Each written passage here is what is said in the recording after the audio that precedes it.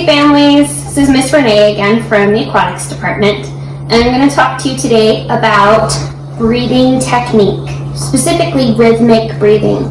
The concept behind rhythmic breathing is you're creating a pattern or a rhythm in which you're breathing. So we start that off with little kids in level 1s and 2s learning to bob. So they take their breath, then they go underwater and they blow their bubbles. They come up, take their breath, then they go underwater and they blow their bubbles. When we're really first starting out, they just are going to blow bubbles from about right here, right where they're comfortable with their mouth. And we work on this thing called talking to the fishies and listening to the fishies, so that they would blow bubbles with their mouth, talking to the fishies, and then turning their heads and putting their ear in the water to listen to the fishies. So talk to the fishies and listen to the fishies. So they're not putting their whole face in just yet, but we're starting that initial concept of rhythmic breathing. So then when we get to where they're bobbing on their own and they're putting their own face in, same idea. They're going to blow their bubbles, turn their head, keeping that ear in the water, getting really comfortable, inhaling and exhaling. By creating a pattern, we're getting through some of the fears that kids have when they are swimming. Those fears are, when am I going to breathe? How am I going to get my breath?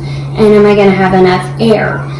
By creating a pattern, a rhythm in swimming, we are telling them when they're going to get that air. We are telling them how they're going to get that air, and that yes, if you're calm and you're where you're supposed to be, you're going to get plenty of it. Answering those questions, helping to eliminate those fears for kids, it really helps them to excel in swim lessons. The next part, of course, is when we're learning freestyle, we're going to work on bilateral rhythmic breathing. So bilateral means that we are now not so concerned on only doing one side or whichever side is more comfortable. We're really working on getting both sides. So that you blow your bubbles, turn your head. Blow your bubbles, turn your head. And we usually incorporate that into a certain amount of strokes. So they're learning to breathe on both sides. So we're training them to have different ways of breathing, knowing that, again, how can I take my breath? This is how. When can I take my breath? This is when. When we're also working on this, it's not a hold your breath scenario. It's not take a breath, because by the time you surface, you have to still exhale as well as inhale. This is why getting those bubbles is really important. So we also want to work on blowing bubbles out of our nose. So putting our whole face in, bubbles out of the nose.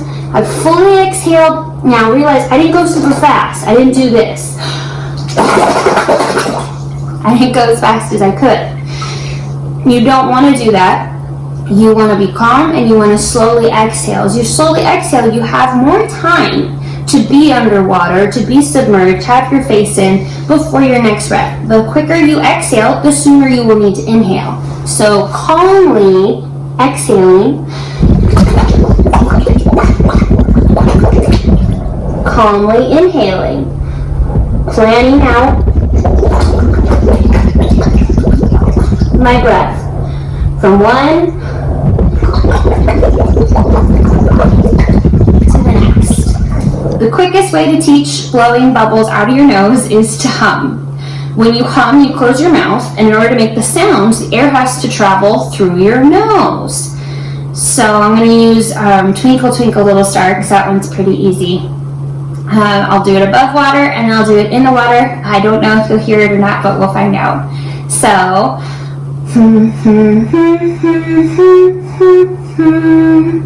all that air came out of my nose. My lips stayed shut. So, here we go. See if you can hear it.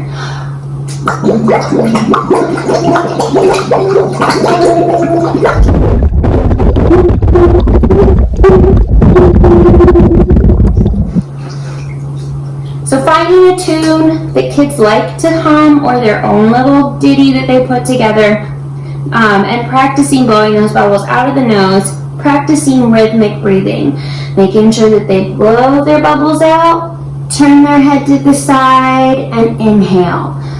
Exhale, blow all the bubbles out, turn their head to the side, and inhale. And doing this until they're comfortable. And again, we start with our mouths and just trying to get this much of our face in to blow bubbles. For your really little ones that are brand new to this, the older they get, the more comfortable, the more we need to see that whole face in the water. And keeping the ears in, a lot of kids have trouble with those ears and water going in them. So again, getting comfortable with that really helps. Why do we need to put our whole face in the water? When we put our whole face in the water, it helps to set up the right placement of our body in the water. When we keep our head up, it will usually kind of bend our back and push our butts down. So then we're swimming kind of like this in the water. When we lay our head down, it helps our butts stay up toward the top, and then we're floating and we're able to be more productive in our swimming because we're not dragging as much of our body. Well, I hope that this has been educational and entertaining for you. Please try this out with your kids. I'm sure that whether you do it in the bathtub or in a Rubbermaid tub or punch bowl, which I guess I should have probably tried using the punch bowl, it would have been a lot easier than this thing. Whatever you use, I'm sure they'll have fun doing it and practicing it with you guys, especially if you're willing to do it with them. Again, it was nice to see you guys, and I'll see you next time. Bye-bye.